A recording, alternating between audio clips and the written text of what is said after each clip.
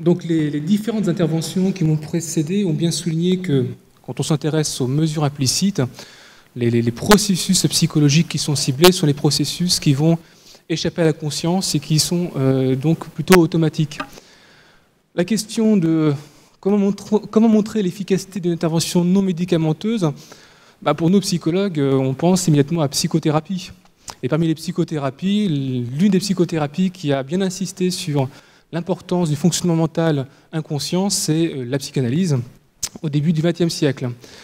Donc nous, la question que l'on s'est posée, c'est est-ce que les mesures implicites pourraient constituer une solution méthodologique valide afin d'évaluer l'un des critères de jugement d'efficacité de ces thérapies, à savoir les mécanismes de défense. Alors, qui dit psychodynamie dit thérapie psychodynamique. Donc depuis le début du XXe siècle, ces thérapies ont évolué, elles ont pris de multiples appellations. Et aujourd'hui, on a à notre disposition un ensemble de manuels qui proposent des guidelines, des procédures assez standardisées permettant de décrire ce que sont ces thérapies psychodynamiques.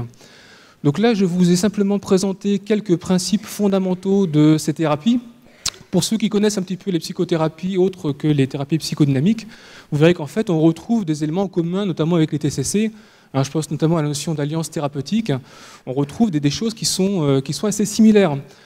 Quand on creuse un petit peu la question, on voit que certains auteurs vont même jusqu'à se demander si finalement il n'y a pas des facteurs communs à ces différentes psychothérapies. Au-delà des différences méthodologiques, au-delà des différences de paradigme, est-ce que finalement il n'y aurait pas une émergence de points communs entre ces différentes thérapies ? Donc qu'est-ce qu'une thérapie psychodynamique ? C'est une thérapie qui repose bien évidemment sur l'alliance thérapeutique. On a déjà un petit peu parlé au départ. Ça peut renvoyer à la notion d'adhérence au traitement, faire en sorte que le patient ait le sentiment qu'il travaille conjointement avec le thérapeute vers un objectif commun qui est le mieux-être. Ce sont des techniques et ce sont des thérapies qui utilisent notamment des techniques centrées sur l'affect. Donc là, ce sont des techniques qui renvoient bien historiquement notamment à l'abstraction proposée par Freud. Et plus spécifiquement, ces types de thérapies font appel à la notion de mécanisme de défense. Sous-entendu, si mon patient présente des symptômes, ces symptômes sont le reflet de quelque chose au niveau psychologique, et en l'occurrence la mise en œuvre, la mise en place de mécanismes de défense dont l'objectif, c'est de gérer des conflits qui se produisent, qui se mettent en œuvre au sein de l'appareil psychique. Pour illustrer mon propos, j'ai pris un exemple que l'on trouve dans le texte d'Anna Freud, la fille de Sigmund Freud, qui est le cas d'un conflit ambivalentiel. Donc là, j'ai schématisé un petit peu l'appareil psychique tel que Freud a pu le postuler. Et dans les deux cas, on se situe à un niveau strictement inconscient, c'est-à-dire que le patient n'a pas conscience qu'il se passe cette mécanique dans son esprit. Donc dans ce conflit ambivalentiel, que trouvons-nous ? Nous trouvons au niveau inconscient une représentation, en l'occurrence ici une représentation maternelle. Et ce que nous postulons, en tout cas dans l'approche psychodynamique, dans le conflit ambivalentiel, c'est que cette même image est investie par deux choses contradictoires. D'une part, ce qu'en psychanalyse on appelle une pulsion de mort, c'est-à-dire une force qui vise à la destruction de l'objet, et d'autre part, une pulsion de vie. Et là, c'est l'inverse. C'est une force qui vise à maintenir l'intégrité d'un organisme ou d'un corps. Pour résoudre ce conflit, qui génère, en l'occurrence ici, de l'anxiété ou du moins un signal anxieux, selon les théories freudiennes que l'on va employer, leur période, l'appareil psychique va devoir mettre en place des mécanismes de défense. En l'occurrence ici, cette patiente a commencé par un mécanisme qui est le retournement contre soi. Donc c'est un mécanisme qui a pour objectif de retourner contre la personne elle-même, contre son propre soi, une partie de ses forces pulsionnelles. En l'occurrence, le retournement contre soi ici a retourné contre la patiente elle-même cette pulsion de mort. C'est-à-dire que cette pulsion visant à la destruction et retourner vers la patiente elle-même. Et ce mécanisme de défense va réduire en partie l'intensité du conflit, ne va pas l'annuler, il va perdurer, mais il va être amoindri. Et ceci aura pour conséquence, comme corrélat, l'apparition de symptômes qui seront en l'occurrence des autoreproches et de l'auto-agression. Donc ici, on distingue ce qui est de l'ordre du mécanisme de défense inconscient qui a pour objectif de gérer des conflits intrapsychiques, et de l'autre, les manifestations des défenses, qui sont les symptômes que l'on observe en psychopathologie. Ces mécanismes de défense sont notamment mesurés par des questionnaires, ce qu'on peut appeler des mesures explicites. Là, je vais donner l'exemple d'une page du DSQ 88, Defense Style Questionnaire 88, de Bond, en 1983. Donc en fait, c'est un questionnaire extrêmement classique, puisque nous avons la consigne, on explique au patient comment l'utiliser, et on a une liste d'items. Chacun de ces items décrit l'un des dérivés des mécanismes de défense, l'une des manifestations défensives possibles. Et le patient est invité à indiquer sur une échelle de type Likert si oui ou non il estime être d'accord avec l'affirmation. Dit autrement, est-ce qu'il estime présenter oui ou non cette manifestation défensive. Dans le cadre de cet outil, nous pouvons calculer 4 scores principaux. Donc en fait, ces scores évaluent ce qu'on appelle des styles défensifs, c'est-à-dire quel type de mécanisme de défense vous avez tendance à employer généralement dans votre vie quotidienne. Donc la notion de style ici renvoie à ce qu'on pourrait appeler une forme de personnalité, de trait de personnalité. Donc juste pour aller vite, parce que je crois qu'on n'a plus beaucoup de temps, ces 4 styles, au-delà de la dénomination et de leurs répercussions, vous voyez que chaque style se caractérise par une perturbation particulière de la perception de l'environnement, des autres et de soi. Simplement pour indiquer que nous sommes sur un continuum qu'on appelle adaptatif. Ce type de mécanismes vont avoir des conséquences beaucoup plus handicapantes que ce type de mécanisme. Et là, je vais vous indiquer en dessous le type de mécanisme de défense qui correspondent à ce type de style, ou à chacun des styles défensifs. La limite de ces outils, on pourrait en débattre, ça pourrait être un séminaire entier sur psychométrie et la limite des outils en psychométrie.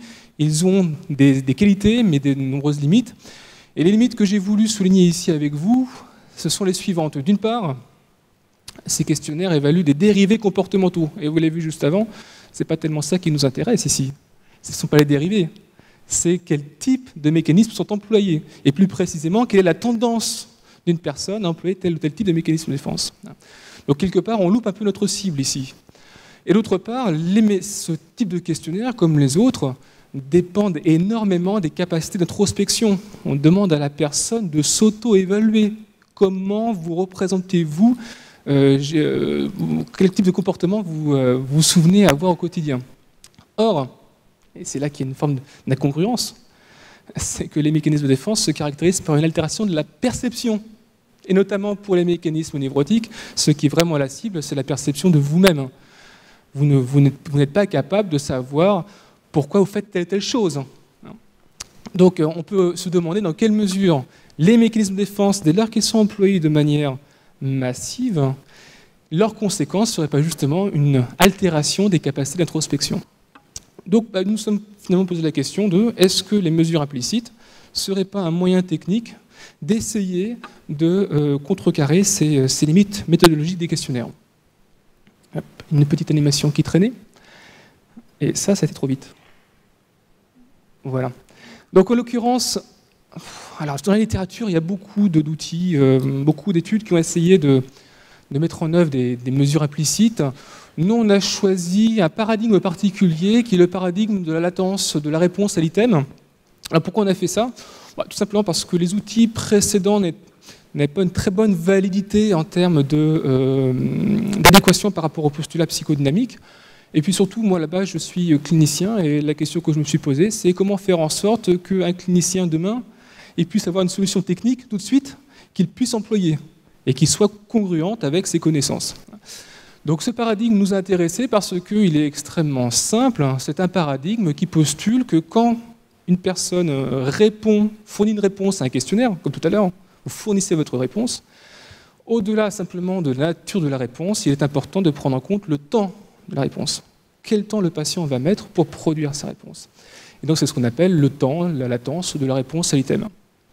Alors comme les intervenants précédents l'ont souligné, nous sommes ici dans une approche plutôt cognitive, c'est-à-dire qu'on postule, ces auteurs, Oden, Feken et autres, que la personnalité se caractérise par des schémas cognitifs, c'est-à-dire que nous aurions en nous des schémas issus de l'apprentissage. On peut également discuter des origines éventuellement génétiques, mais en tout cas, on aurait des schémas cognitifs, des représentations qui, lorsqu'elles se mettent en action, vont orienter l'acquisition, l'organisation et l'utilisation des informations que nous avons ou que nous percevons. Autrement dit, ces schémas cognitifs vont orienter la manière dont nous allons interagir avec notre environnement. Si, dans le cadre de ce paradigme, le stimulus, c'est l'un des items du questionnaire, on présente l'item au participant, le participant perçoit l'item et il répond à l'item en fonction du traitement cognitif qu'il va faire de cet item. Et en l'occurrence, l'hypothèse de ces auteurs, c'est que, au-delà de la nature de la réponse, le temps de réponse est important. Et plus précisément, ils postulent que le traitement de l'information congruente par rapport au schéma, par exemple, quelqu'un qui va avoir tendance en effet à avoir un style névrotique, lorsqu'on va lui présenter un item qui renvoie au style névrotique, théoriquement, il y a une congruence entre l'item, ce qu'il décrit, et ce que la personne est, et cette congruence, ce matching, devrait être associé à une réduction du temps de réponse.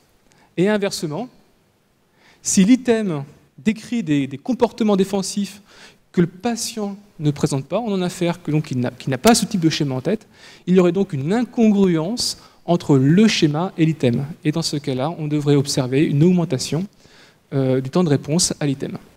Donc ça, c'est le principe général de ce paradigme.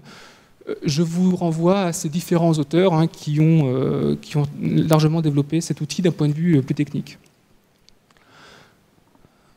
Donc en gros, c'est ce que je viens de vous expliquer. Ça veut dire que quand on a des personnes qui ont des scores moyens élevés à un questionnaire, on devrait s'attendre à ce que les items approuvés, soit les temps de réponse, soient plus rapides que les personnes qui, eux, n'ont pas un score élevé, c'est-à-dire qu'ils ne disent pas présenter cette dimension psychologique, et un pattern de réponse inverse est attendu pour les items désapprouvés. Donc l'étude que nous avons réalisée, c'était une étude exploratoire dans le sens où nous avons eu très peu de participants et nous n'avions pas de patients. Donc c'était juste, l'objectif était juste de voir est-ce qu'on pouvait envisager que cette méthodologie est une méthodologie qui est intéressante. Donc en l'occurrence, jusque-là nous avons parlé de stress, on a parlé d'anxiété, nous allons continuer, puisque la question que nous sommes posée était de savoir est-ce que quelqu'un qui présente un niveau de trait anxieux élevé, qui devrait donc, du fait de ce trait de personnalité, avoir certains schémas défensifs particuliers, est-ce que cette personne, lorsqu'elle va répondre à des items congruents avec ces schémas, présentera bien une réduction du temps de réponse pour les items du style défensif lui correspondant. Et en l'occurrence, dans la littérature, ce que l'on postule, c'est que chez les personnes qui ont un trait anxieux élevé, ce sont les styles défensifs les plus immatures qui sont prédominants. Et nous pouvons alors nous poser la question, c'est la question que nous allons traiter ici, c'est de savoir est-ce que, pour ces personnes, il y a bien une réduction du temps de réponse. Au niveau méthodologique, eh bien, nous avons, comme mes prédécesseurs, nous avons opté pour une mesure informatisée. En l'occurrence, le questionnaire qui est papier-crayon, nous l'avons informatisé, c'est-à-dire que les items sont présentés un à un à l'écran, et les participants indiquent leur réponse en appuyant sur les touches réponse. Nous avons réduit le nombre de réponses possibles, puisque le DSQ à la base c'est 9 réponses possibles, et sur un clavier ça devient extrêmement compliqué. Donc on a réduit à 3 réponses possibles. Vu qu'il me reste 5 minutes, je vais accélérer. Donc nos résultats nous indiquent quoi ? Eh bien, nous indiquent que, alors je n'ai présenté que les résultats à ces 2 facteurs, et pas les 2 autres, tout simplement parce que nos analyses psychométriques préliminaires nous ont indiqué que les qualités métrologiques des 2 facteurs névrotiques et matures n'étaient pas acceptables dans cette version informatisée, donc nous n'avons pas pris en compte ces facteurs. Donc ce que nous observons, eh bien, c'est qu'au niveau des scores moyens, donc là en bleu, je vous ai indiqué les scores pour les personnes qui ont un trait anxieux qui va être élevé, et en rouge, les réponses des personnes qui ont un trait anxieux faible. Et ce que l'on observe, en rouge, je vous ai indiqué le niveau de significativité. Ce que l'on observe, c'est que qu'on soit sur un style très immature ou un style qui est le style de distorsion de l'image, on voit que les scores ne sont pas égaux. Toutefois, on constate que la différence n'est significative que pour le style mal adapté. Donc là, ce sont des résultats qui sont congruents avec la littérature. La question que nous nous posons maintenant, c'est est-ce qu'on a le pattern au temps de réponse attendu ? Et en l'occurrence, ce que l'on voit, c'est que là où les 2 groupes se distinguent en termes de score au questionnaire, eh bien, ils se distinguent également significativement quant au temps de réponse. Donc ça signifie que ces résultats ne sont pas en train de nous dire qu'on a trouvé l'outil pour mesurer les mécanismes de défense. On ne mesure pas les mécanismes de défense. La seule chose que l'on évalue ici, c'est le fait que quelqu'un qui a tendance à employer certains mécanismes de défense, cette tendance pourrait être caractérisée par la présence de certains schémas cognitifs. Et que la présence de ces schémas cognitifs offre aux cliniciens, offre aux praticiens des ouvertures méthodologiques qui sont empruntées au champ de la psychologie cognitive, et en l'occurrence ici les mesures implicites, et que le paradigme de la latence de la réponse à l'item pourrait constituer une alternative intéressante et valide pour évaluer les styles de défense. Je vous remercie.